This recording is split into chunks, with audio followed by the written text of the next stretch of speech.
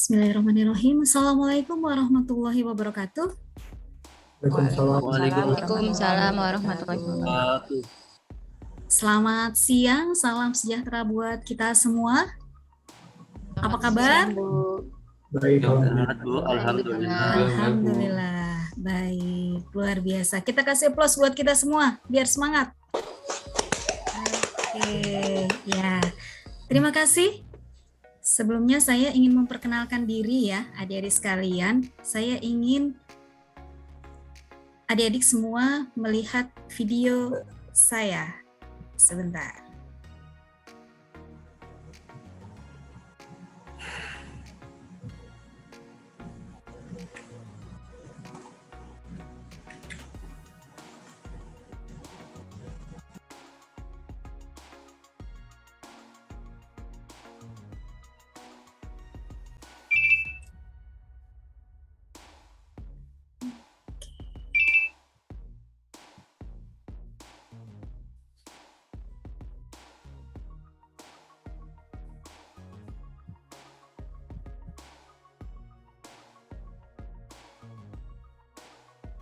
Sudah terlihat?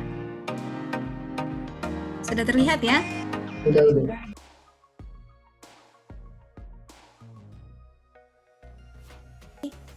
Ada kuisis bermain sambil belajar.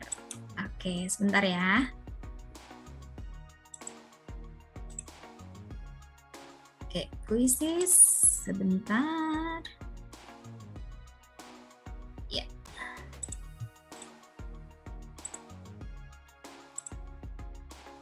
Oke. Di sini terganggu nggak kalau ada musik? Ya, silakan nih adik-adik join myquiz.com dengan enter join code 402296.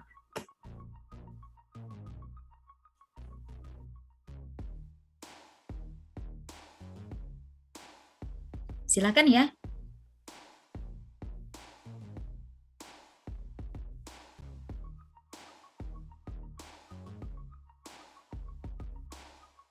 Join my quiz.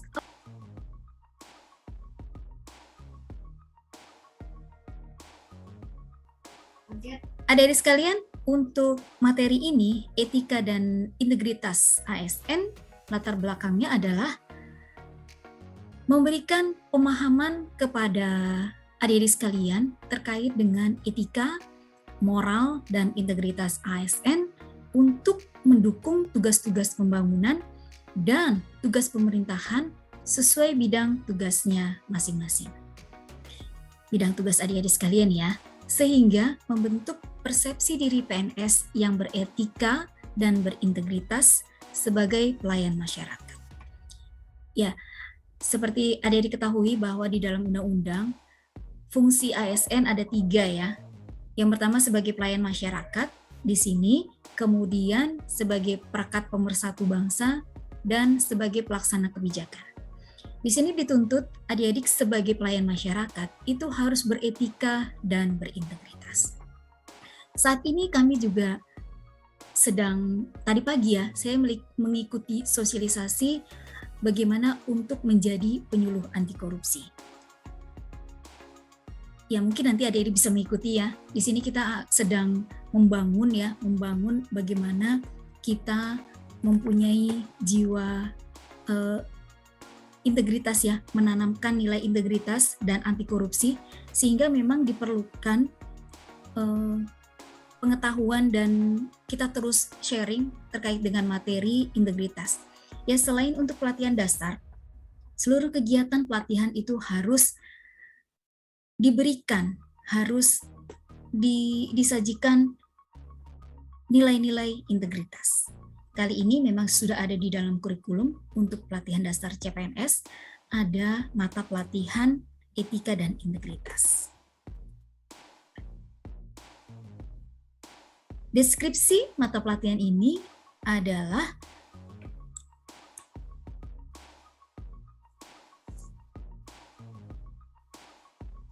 mata pelatihan ini membekali peserta dengan memahami esensi etika, moral, dan integritas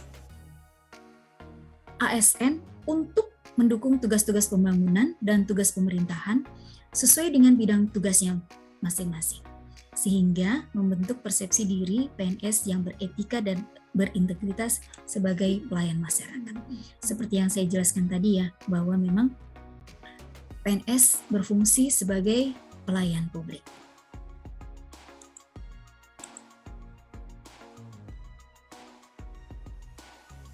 Hasil belajar diharapkan adik-adik sekalian mempunyai kompetensi dalam menjelaskan pentingnya etika, moral, dan integritas ASN ya dalam pelaksanaan tugas jabatannya sebagai pelayan masyarakat. Tadi adik-adik sudah memperkenalkan diri ya, tidak hanya dosen, tidak hanya sebagai pengawas budidaya atau yang lainnya. Di sini sesuai dengan tugas dan jabatan adik-adik itu harus mempunyai etika, moral, dan integritas.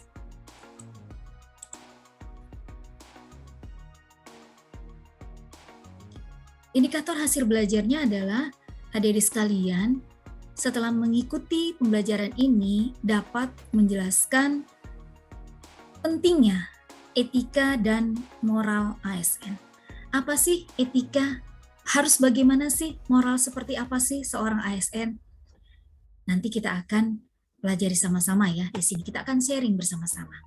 Selanjutnya untuk indikator yang kedua adalah adik-adik sekalian dapat menjelaskan praktek integritas ASN dalam melaksanakan tugas dan jabatannya sebagai pelayan masyarakat. Materi pokoknya ada 2, etika dan moral ASN dan integritas ASN. Oke, kita bermain lagi. Nih, pada saat adik-adik mendengar kata integritas, apa yang di dalam benak adik-adik? Apa yo? Nah, sekarang ini ada link Jamboard. Silakan diklik. Saya coba tulis di chat ya.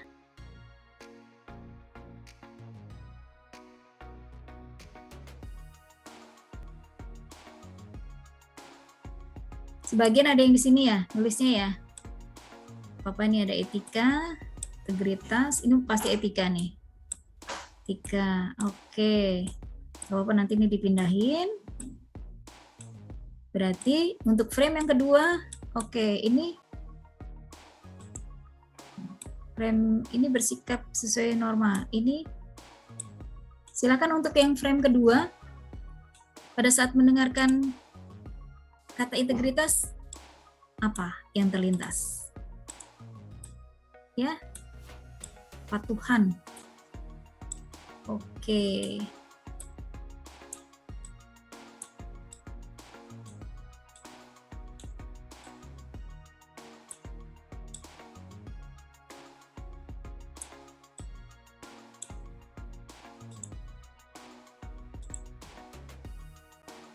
Prinsip keteguhan, oke.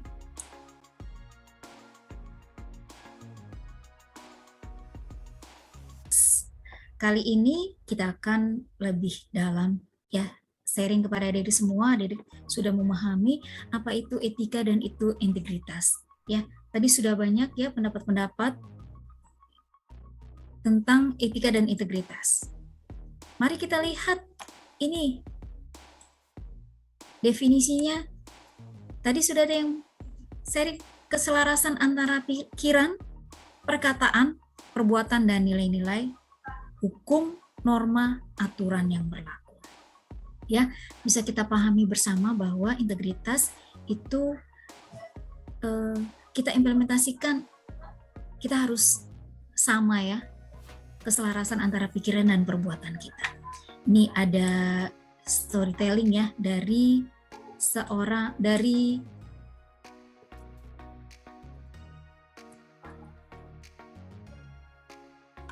Bung Hatta, kisah demi sebuah rahasia.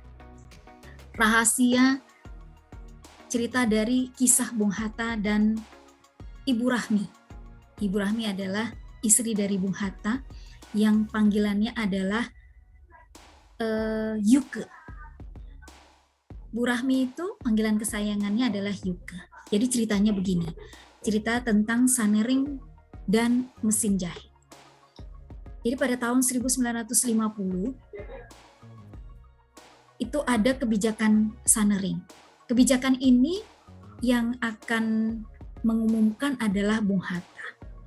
Sementara Bu Rahmi ini, beliau itu ingin sekali membeli mesin jahit. Atau sudah ada yang pernah dengar ceritanya?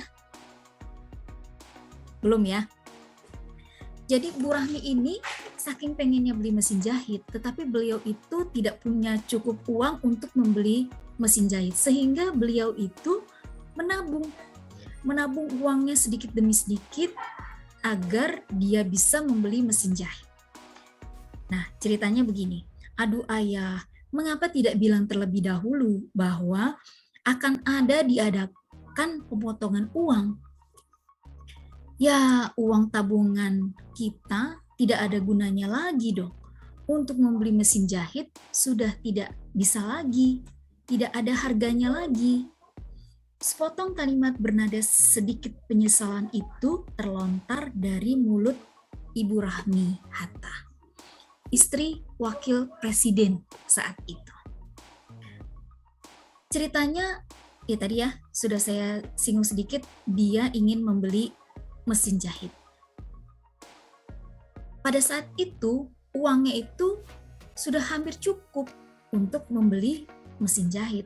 Tetapi karena ada pemotongan uang nilai 100 menjadi 1 rupiah, akhirnya kan uangnya tidak cukup untuk membeli mesin jahit.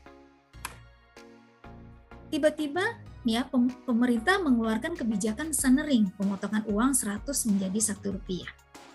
Walhasil, nilai tabungan yang sudah dikumpulkan oleh Ibu Rahmi menurun sehingga tidak cukup untuk membeli mesin jahit. Nih, padahal yang mengumumkan sendiri adalah suaminya sendiri, yaitu Bung Hatta. Lalu apa yang dikatakan Bung Hatta kepada istrinya?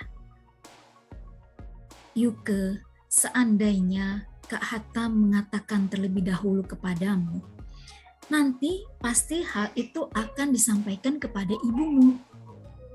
Lalu kalian berdua akan mempersiapkan diri dan mungkin akan memberitahu kawan-kawan dekat lainnya. Dan itu tidak baik. Menurut Bung Hatta itu tidak baik. Kepentingan negara tidak ada sangkut pautnya dengan usaha memupuk kepentingan keluarga. Rahasia negara adalah tetap rahasia negara. Sungguh pun saya bisa percaya kepadamu, tetapi rahasia ini tidak patut dibocorkan kepada siapapun. Biarlah kita rugi sedikit demi kepentingan seluruh negara. Kita coba menabung lagi yuk, kata Bung Hatta seperti itu. Bagaimana rasanya adik-adik, Mbak Chandra atau Mbak Dia pada saat apabila kita yang mengalami seperti itu? Apakah kita marah atau kita kesel?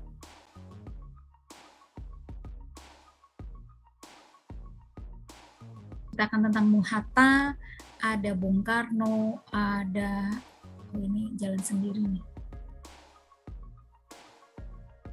Ada Agus Salim, kemudian ada ini siapa nih? Baridin Lopa ya. Baridin Lopa. Kemudian ada Hugeng. Siapa tahu tentang Hugeng? Jenderal inspiratif, Bu. Betul sekali. Jenderal paling inspiratif ya, karena kejujurannya. Ya enggak? 3 polisi yang jujur, siapa aja? Polisi tidur. Polisi tidur.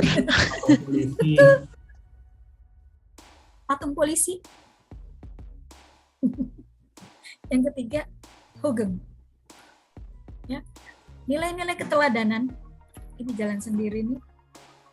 Sederhana, jujur, berani, adil, tegar, pantang menyerah, berkorban untuk sesama, pengabdian rakyat, tegas, membela rakyat, pemimpin yang melindungi rakyat. Ya. Ini aja Pak Baharudin Lopa ya. Kenal nggak beliau? Jaksa Agung, Bu. Jaksa Agung. Beliau meninggalnya seperti apa?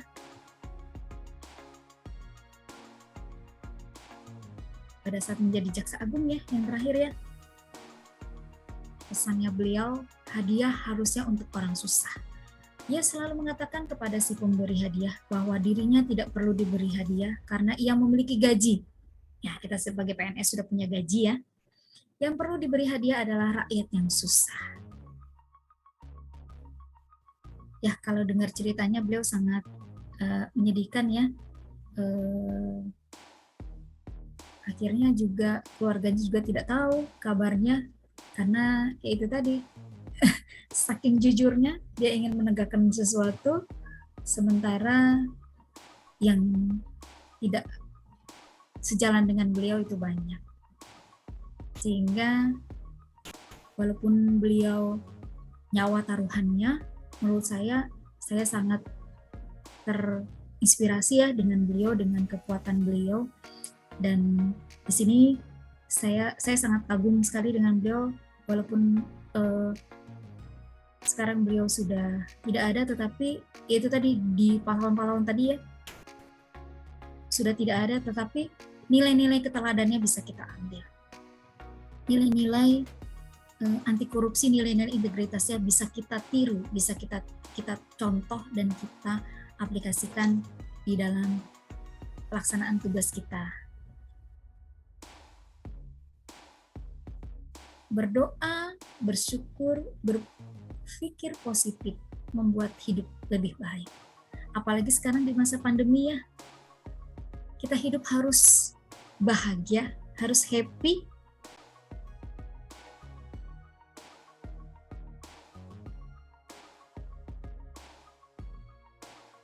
Saya akhiri. Wabillahi taufiq wal hidayah. Wassalamualaikum warahmatullahi wabarakatuh.